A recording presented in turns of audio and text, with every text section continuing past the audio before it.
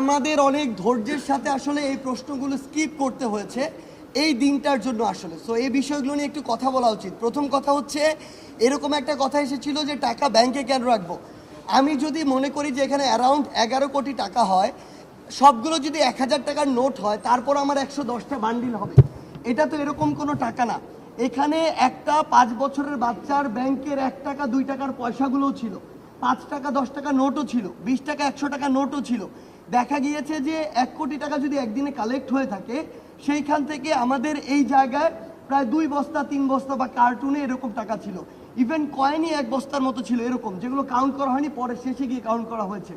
তো এই যে টাকাগুলো, আমরা কেউ হলে থাকি, কেউ মেসে থাকি, কেউ হোস্টেলে থাকে, অথবা ইভেন যদি কেউ বাসাতেও থাকে, এই টাকাগুলো কেউ রাখার জন্য সিকিউর ফিল করবে না। ইভেন এগুলো যদি কোনো কারণে একটি দুর্ঘটনা হয় বা টাকাগুলো চুরি হয়, এই টাকাগুলো দেওয়ার মতো তো